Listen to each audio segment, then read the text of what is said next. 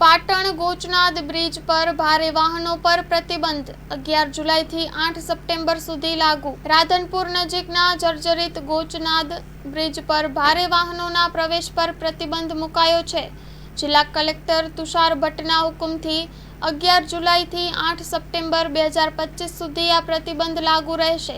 ભારે વાહનોને વૈકલ્પિક માર્ગ દ્વારા અવરજવર કરવી ફરજિયાત રહેશે। મુખ્યમંત્રીના નિર્દેશથી પાટણ જિલ્લામાં તમામ મહત્વના બ્રિજોની સેફટી ઓડિટ શરૂ કરાઈ છે અને કલેક્ટરે બ્રિજની મુલાકાત લઈ માર્ગ અને મકાન વિભાગને જરૂરી સૂચનાઓ આપી છે। Story report by V K. Dabhani.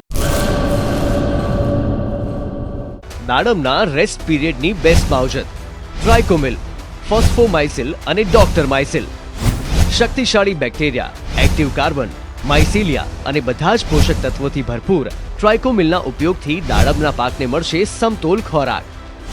Active carbon ધરાવતા ઉચ્ચ ગુણવત્તાયુક્ત ફોસ્ફેટિક ખાતર ફોસ્ફોમાઇસિલ દ્વારા દાડમનું વધુ ઉત્પાદન આપવા માટે છોડ બનશે સક્ષમ। ભારતમાં પ્રથમ માઇક્રોરાઇઝલ ફૂગ સાથે કુદરતી કેલ્સાઇડ અને ઉપયોગી સૂક્ષ્મ તત્વો તેમજ કુદરતી હોર્મોન્સનું મિશ્રણ એટલે ડોક્ટર માઇસિલ।